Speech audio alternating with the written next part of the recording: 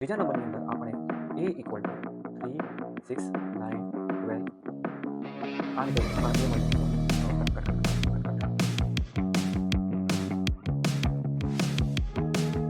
Number 1 લખીશું cut cut cut cut cut તો પહેલું જોઈએ કે a યોગ b. હેલો ફ્રેન્ડ્સ, હું પ્રજાપતિ આપનું સ્કૂલ ઓફ મેથેમેટિક્સના ચેનલ પર હાર્દિક સ્વાગત કરું છું. અહીંયા આપણે ધોરણ 11ના વિજ્ઞાન પ્રવાહના દાખલો અભ્યાસ કરવાના છે, જેનું પહેલું ચેપ્ટર છે ગણ. તો આજના સેશનમાં આપણે સાથે 1.4ના દાખલાઓ જોઈશું.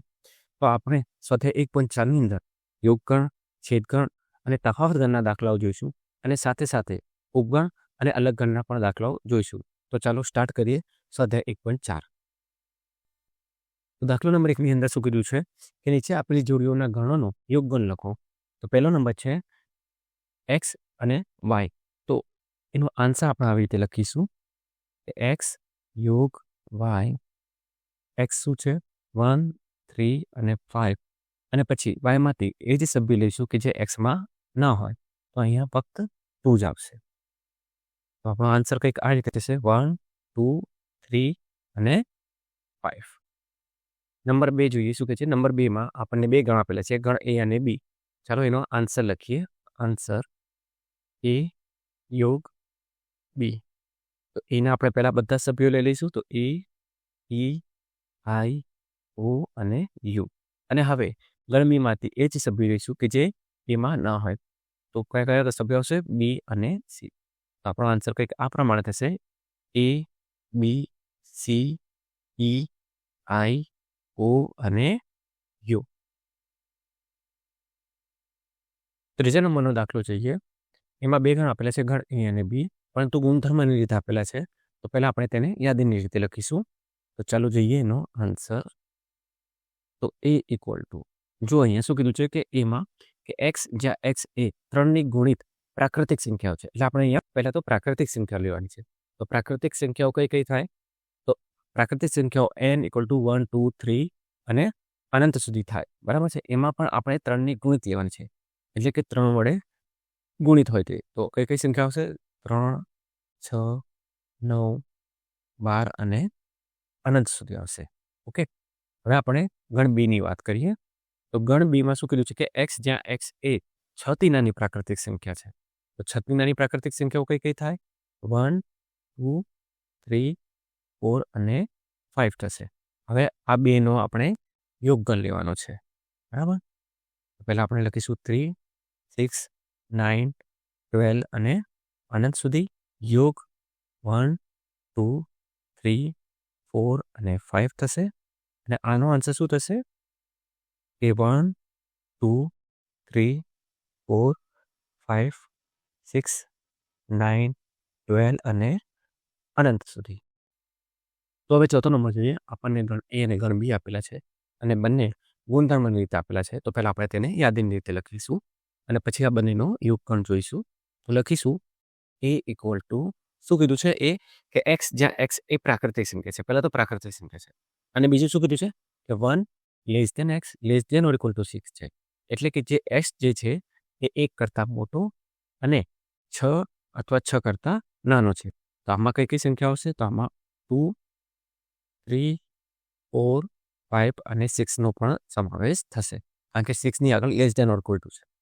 હવે આપણે બીની વાત કરીએ. તો બીમાં શું કીધું છે કે એક્સ જ્યાં એક્સ એ પ્રાકૃતિક સંખ્યા છે અને 6 less than x less than 10 છે. જ્યાં એક્સ જે છે એ 6 અને 10ની વચ્ચે છે. તો 6 અને 10ની વચ્ચે કઈ કઈ પ્રાકૃતિક સંખ્યા આવે? તો 7 8 અને 9 આવશે. ઓકે, હવે આપણે આ બેનો યોગગણ શોધીશું. તો એમાંથી બધા સભ્યો લઈશું, જ્યારે બીમાંથી એ જ સભ્યો લઈશું કે જે એમાં ના હોય, પરંતુ બીના બધા સભ્યો અહીંયા આવશે. કે આ આપણો આન્સર થશે.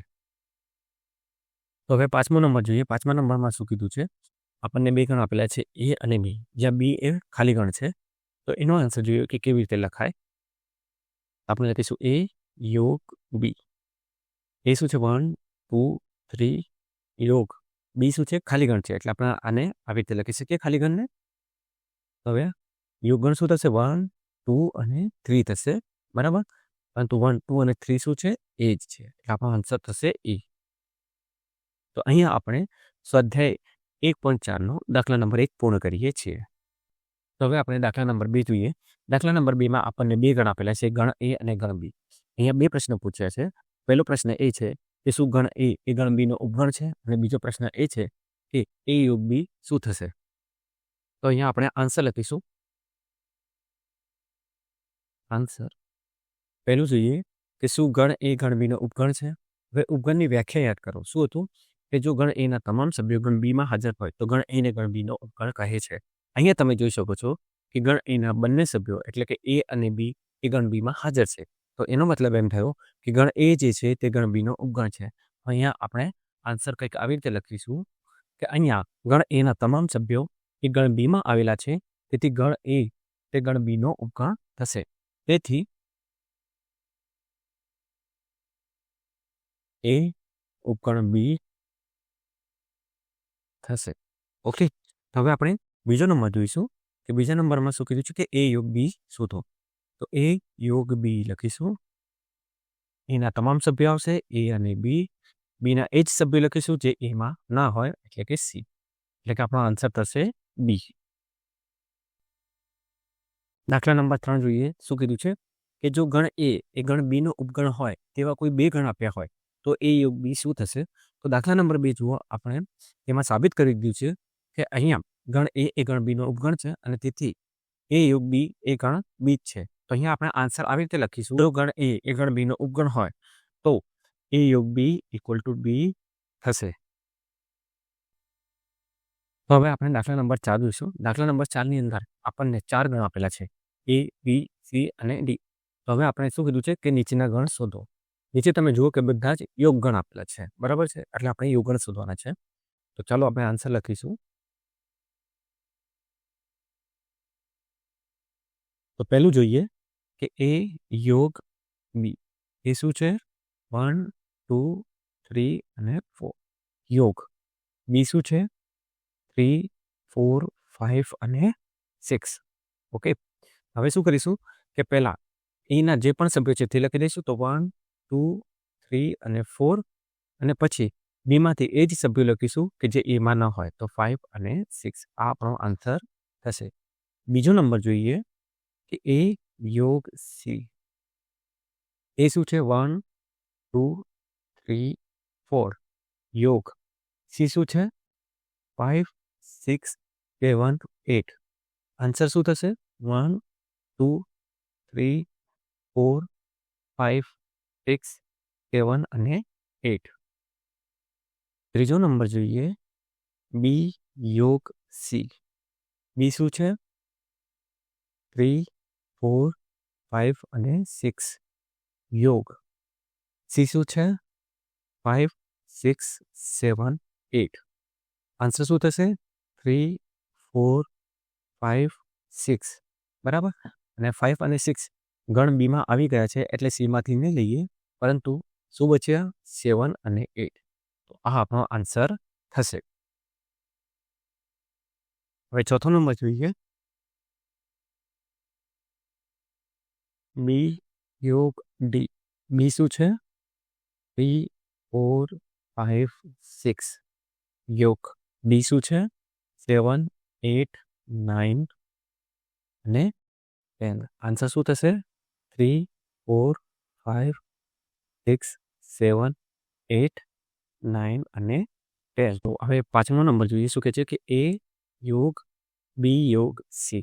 ઓકે, તો પહેલાં આપણે A યોગ B ને કૌંસમાં લઈ લઈએ અને પછી યોગ C કરીશું. તો આપણી જોડે A યોગ B શું હતું? નંબર 1માં આપણે જોઈ ગયા 1, 2, 3, 4, 5 અને 6. હવે આપણે A યોગ D યોગ C શોધીશું. A યોગ B શું હતું? 1, 2, 3, 4, 5 અને 6 યોગ. C શું છે? 5, 6, 7 અને 8. તો આન્સર શું થશે? 1, 2, 3, 4, 5, 6, 7 અને 8. તો હવે આપણે છઠ્ઠો નંબર જોઈશું કે A યોગ B યોગ D. ઓકે, A યોગ બી અને ડીને આપણે એક જ કૌંસમાં લઈ લઈશું. એ શું છે કે 1 2 3 અને 4 યોગ. તો ચોથા નંબર પરથી આપણે બી યોગ ડી લખીશું. શું હતો ત્યાં આન્સર આપણો? બી યોગ ડી. તો 3 4 5 6 7 8 9 અને 10. તો આન્સર શું થશે? 1 2 3 4 5 6 7 8 9 અને 10. સાતમો નંબર જોઈશું. બી યોગ સી યોગ ડી. હવે આપણે બી યોગ સીને એક જ કૌંસમાં લઈશું અને પછી યોગ ડી કરીશું. ત્રીજા નંબરમાં આપણે બી યોગ સી શોધી દીધું છે. તો શું હતું ત્યાં?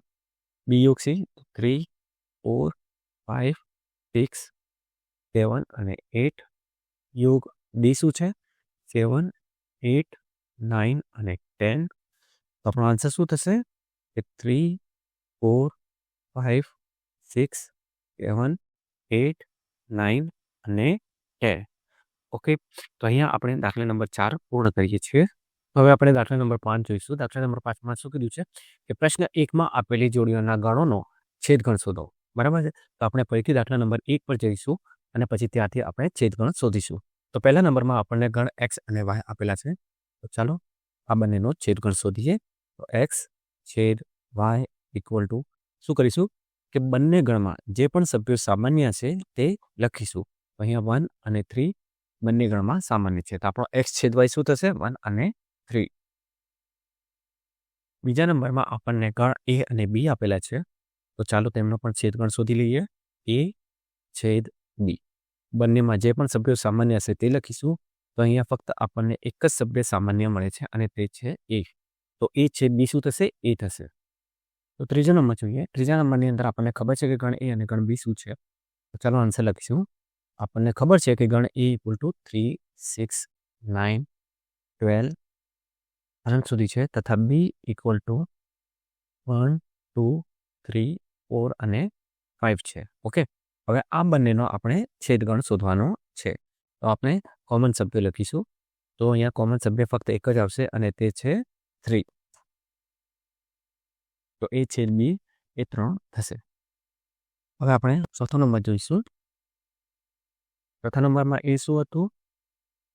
2 3 4 5 અને 6 તથા બી શું હતું?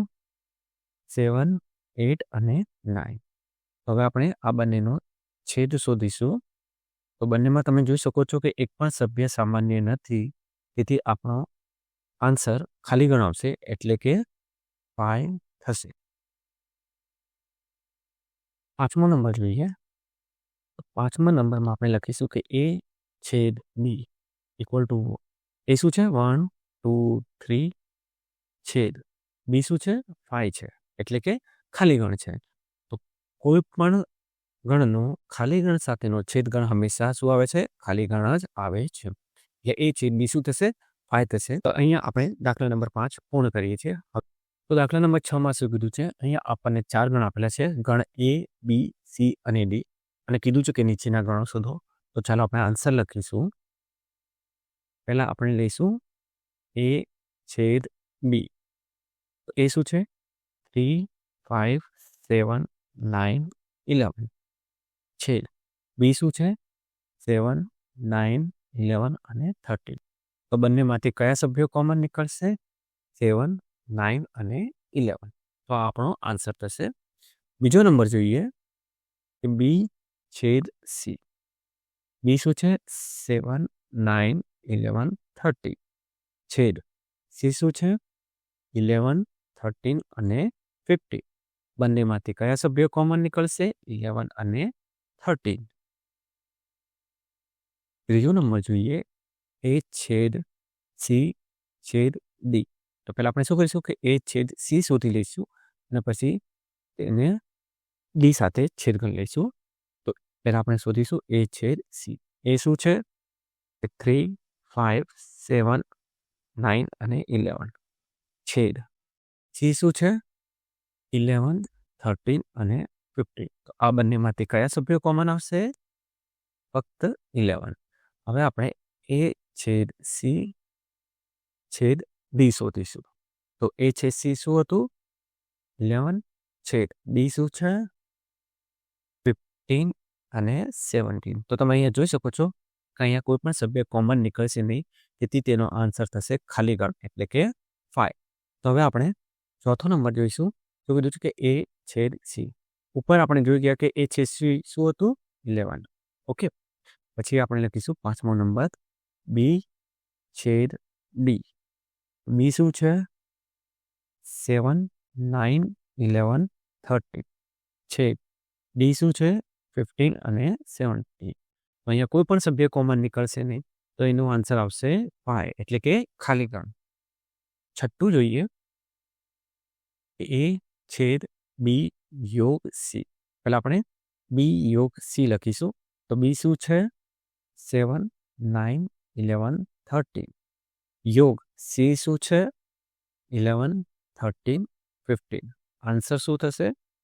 7, 9, 11, 13 અને 15. હવે આપણે A છેદ B યોગ C શોધીશું. તો A શું છે? 3, 5, 7, 9, 11 છેદ B યોગ C શું છે? 7, 9, 11, 13 અને 15. તો આન્સર શું થશે? 7, 9 અને 11. હવે સાતમો નંબર જોઈશું. તો કીધું છે A છેદ B. A શું છે? 3, 5, 7, 9, 11 છેદ D શું છે? 15 અને 17. કોઈ પણ સભ્ય કોમન નીકળશે નહીં એટલે આપણો આન્સર આવશે 5. આઠમો નંબર A છેદ B યોગ D. ઓકે, પહેલા આપણે B યોગ D જોઈ લઈશું. તો B યોગ D શું થશે? તો 7, 9, 11, 13 યોગ D 15 અને 17. તો આન્સર શું થશે? 7, 9, 11, 13, 15 અને 17. હવે આપણે શું કહીશું કે A છેદ B યોગ D શોધીશું. તો એ શું છે? 3, 5, 7, 9, 11 છેદ B યોગ D શું છે? 7, 9, 11, 13, 15 અને 17. બંનેમાંથી કયા સભ્યો કોમન નીકળશે? 7, 9 અને 11 જે આપણો આન્સર થશે. તો હવે આપણે નંબર 9 જોઈશું. શું કીધું છે નંબર 9માં? કે A છેદ B છેદ B યોગ C. તો પહેલા આપણે A છેદ B જોઈશું. તો આપણને નંબર 1 પરથી A છેદ B મળી ગયું હતું. 7, 9 અને 11 થશે. હવે આપણે B યોગ C લઈશું. B શું છે? 7, 9, 11, 13 યોગ C શું છે? 11, 13 અને 15. આન્સર શું થશે?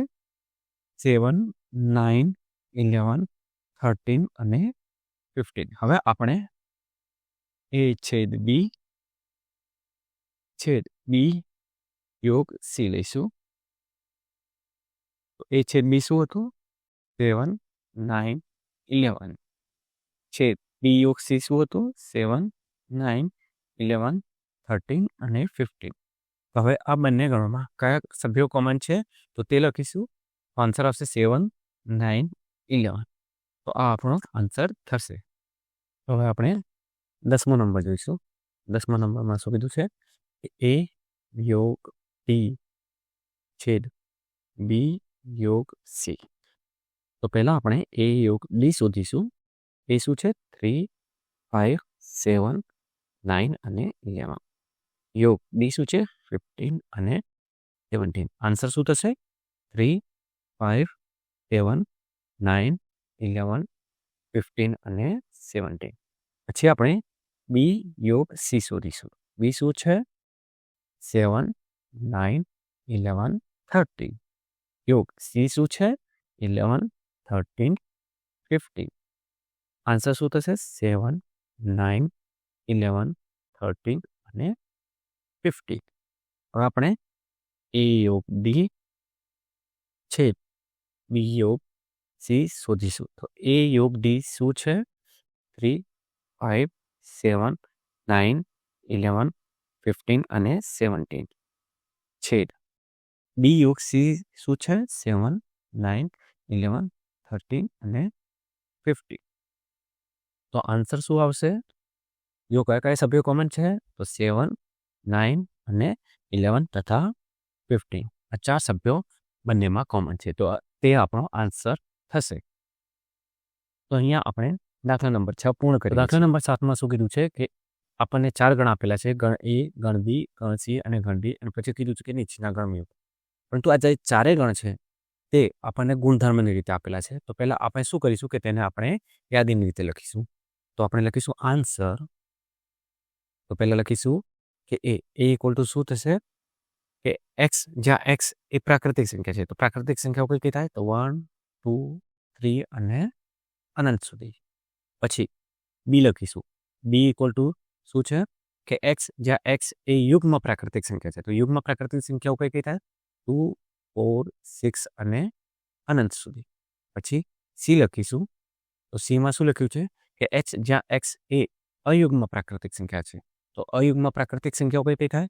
1, 3, 5, 7 અને અનંત સુધી. પછી ડી લખીશું. તો ડીમાં શું કીધું છે કે એક્સ, જ્યાં એક્સ એ અવિભાજ્ય સંખ્યાઓ છે. તો અવિભાજ્ય સંખ્યાઓ કઈ કઈ થાય?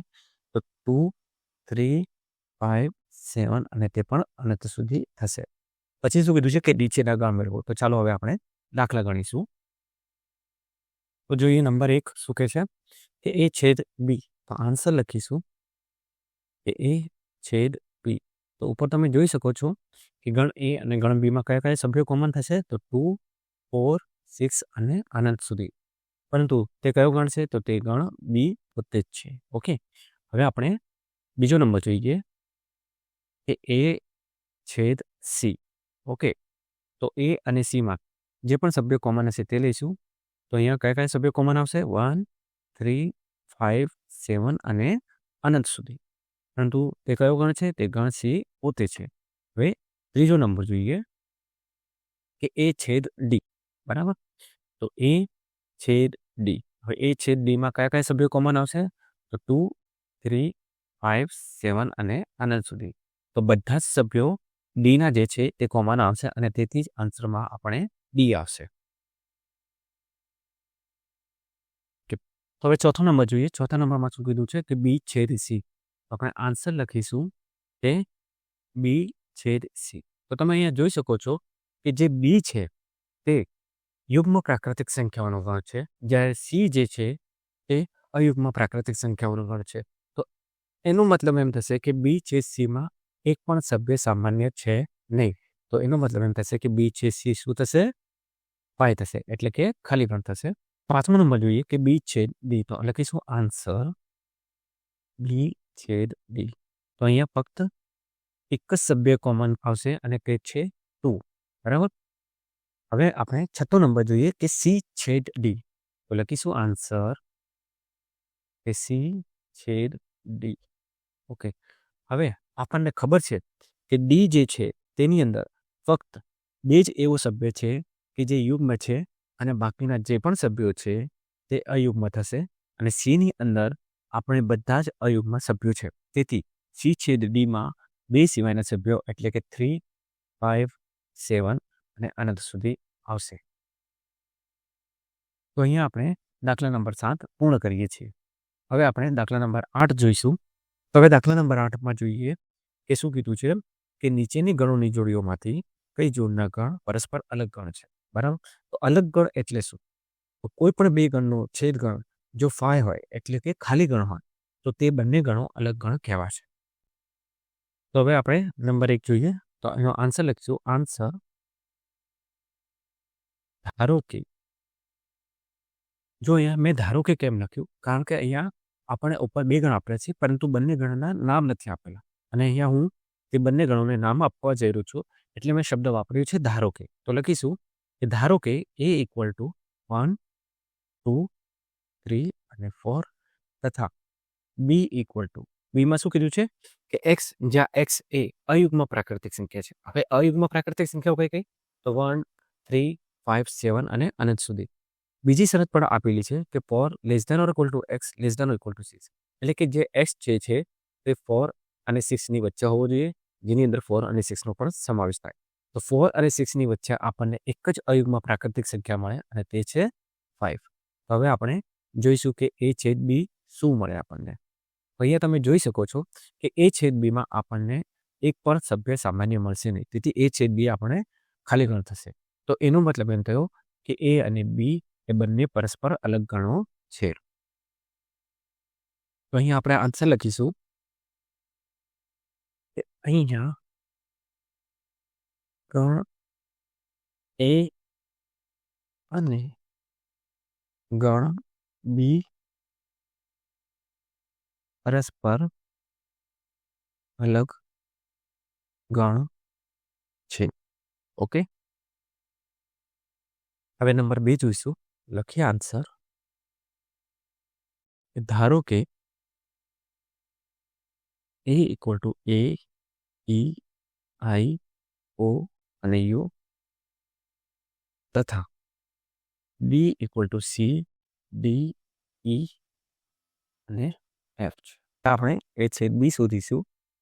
તો બંને ગણોમાંથી કયો સભ્ય કોમન નીકળશે? તો આન્સર થશે ઈ. તો એનો મતલબ એમ છે કે એ છેદ બી 5 નથી અને તેથી ગણ એ અને ગણ બી અલગ ગણો નથી. તો લખીશું કે અહીંયા એ છેદ બી ડઝ નોટ ઇક્વલ ટુ 5. તેથી બંને ગણો પરસ્પર અલગ ગણ નથી. હવે નંબર 3 જોઈએ. તો આન્સર લખીશું કે ધારો કે એ ઇક્વલ ટુ શું કીધું છે કે એક્સ, જ્યાં એક્સ એ યુગ્મ પૂર્ણાંક છે. એટલે એમાં કયા કયા સભ્યો આવશે? 2, 4, 6, 8 અને અનંત સુધી. પછી બી લખીશું. તો શું લખ્યું છે બીમાં કે એક્સ, જ્યાં એક્સ એ અયુગ્મ પૂર્ણાંક છે. તો કયા કયા સભ્યો આવશે? 1, 3, 5, 7 અને અનંત સુધી. અહીંયા એ છેદ બી શું થશે? 5 થશે. તમે અહીંયા જોઈ શકો છો કે ગણ એ અને ગણ બી માંથી કોઈ પણ સભ્ય સામાન્ય નહીં નીકળે અને તેથી એ છેદ બી આપણને 5 મળશે. તેથી લખીશું કે તેથી બંને ગણો પરસ્પર અલગ ગણ છે. તો હવે આપણે દાખલા નંબર 9 જોઈશું. 9માં આપણને 4 ગણ આપેલા છે, એ, બી, સી અને ડી, અને કીધું છે કે નીચેના ગણો મેળવો. પહેલો નંબર છે એ માઇનસ બી. ઓકે, એ શું છે? 3, 6, 9, 12, 15, 18 અને 21 માઇનસ બી શું છે? 4, 8, 12, 16 અને 20. તો અહીંયા આપણે ગણ એના એ જ સભ્ય લખીશું કે જે ગણ બીમાં ના હોય. તો જોઈએ 3, 6, 9, પરંતુ 12 જે છે એ ગણ બીમાં પણ આવેલો છે, તેથી આપણે 12 નહીં લખીએ. પછી 15, 18 અને 21 એ આપણો આન્સર થશે. તો ચાલો હવે આપણે નંબર 2 જોઈએ. તો નંબર 2માં છે એ માઇનસ સી. લખીશું. તો ગણ એના સભ્યો કયા કયા છે? 3, 6, 9, 12, 15, 18 અને 21 માઇનસ સીના સભ્યો કયા કયા છે? 2, 4, 6, 8, 10, 12, 14 અને 16. હવે આપણે એ જ સભ્યો લખીશું કે જે ગણ સીમાં ના હોય. તો કયા કયા સભ્યો આવશે? તો 3, 9, 15, 18 અને 21 અને આ આપણો આન્સર થશે. તો હવે આપણે ત્રીજો નંબર જોઈશું. એ માઇનસ ડી. એ શું છે? 3, 6, 9, 12, 15, 18, 21 માઇનસ ડી શું છે? 5, 10, 15 અને 20. તો અહીંયા આપણે ગણ એના એ જ સભ્યો લખીશું કે જે ગણ ડીમાં ના હોય. તો કયા કયા સભ્યો આવશે? 3, 6, 9, 12, 15 તો ગણ ડીમાં છે એને નહીં લખીએ. 18 અને 21. તો આ આપણો આન્સર થશે. હવે આપણે ચોથો નંબર જોઈશું કે બી માઇનસ એ.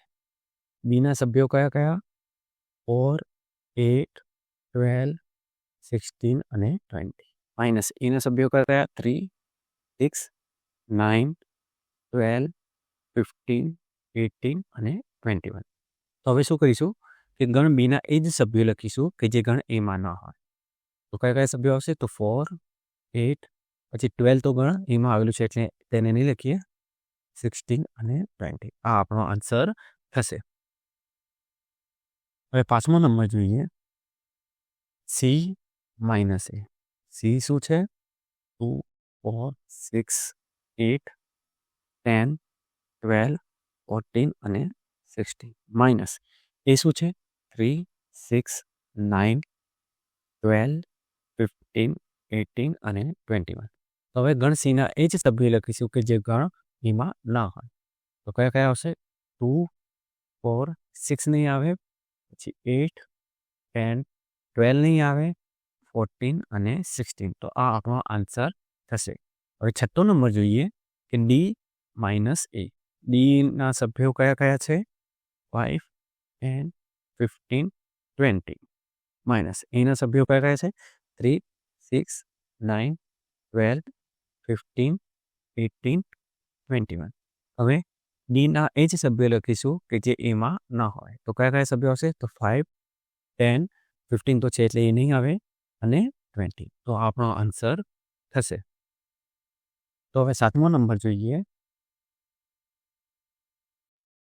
બી માઇનસ સી. બી શું છે? 4, 8, 12, 16, 20. સી શું છે? 2, 4, 6, 8, 10, 12, 14 અને 16. તો બીના એ જ સભ્યો લખીશું કે જે સીમાં ના હોય. 4, 8, 12 અને 16 એ બીમાં પણ છે અને સીમાં પણ છે, તેથી તે નહીં આવે. તો ફક્ત બચીશું 20. તો એ આપણો આન્સર થશે. હવે આપણે આઠમો નંબર જોઈએ કે બી માઇનસ ડી. બી શું છે? 4, 8, 12, 16, 20. માઇનસ ડી શું છે? 5, 10, 15 અને 20. તો બીના એ જ સભ્ય લખીશું કે જે ડીમાં ના હોય. તો કયા કયા સભ્યો આવશે? 4, 8, 12, 16. પરંતુ 20 તો ડીમાં પણ છે, તેથી તે નહીં આવે. તો આપણો ફાઇનલ આન્સર થશે. તો નવમો નંબર જોઈએ સી માઇનસ એના ઘટકો લખીશું 2, 4, 6, 8, 10, 12, 14 અને 16. માઇનસ બીના ઘટકો લખીશું 4, 8, 12, 16 અને 20. હવે શું કરીશું કે એવા જ સીના સભ્યો લખીશું કે જે બીમાં ના હોય. તો કયા કયા સભ્યો આવશે? 2 આવશે, 4 તો છે એટલે એ નહીં આવે, પછી 6 આવશે, 8 નહીં આવે, 10 આવશે, 12 નહીં આવે, 14 આવશે, 16 નહીં આવે. તો આ આપણો આન્સર થશે. હવે 10મો નંબર જોઈશું કે ડી માઇનસ બી. ડી શું છે? 5, 10, 15, 20. માઇનસ બી શું છે? 4, 8, 12, 16, 20. તો ગણ ડીના એ જ સભ્ય લખીશું કે જે બીમાં ના હોય. તો કયા કયા સભ્યો આવશે? 5, 10 અને 15. 20 નહીં આવે કારણ કે 20 બીમાં પણ છે. તો આ આપણો આન્સર થશે. હવે આપણે 11મો નંબર જોઈશું કે સી માઇનસ ડી. સી શું છે? 2, 4, 6, 8, 10, 12, 14 અને 16. માઇનસ ડી શું છે? 5, 10, 15 અને 20. તો ગણ સીના એ જ ઘટકો લખીશું કે જે ડીમાં ના હોય. તો 2, 4, 6, 8 આવશે, પરંતુ 10 નહીં આવે કારણ કે 10 ડીમાં છે. પછી 12, 14 અને 16. હવે 12મો નંબર જોઈએ કે ડી માઇનસ સી. તો ડી શું છે? 5, 10, 15, 20. માઇનસ સી શું છે? 2, 4, 6, 8, 10, 12, 14 અને 16. તો ડીના એ જ ઘટકો લખીશું કે જે સીમાં ન હોય. તો કયા કયા ઘટકો આવશે? 5, પછી 10 તો સીમાં છે એ નહીં આવે, 15 અને 20 આ આપણો આન્સર થશે.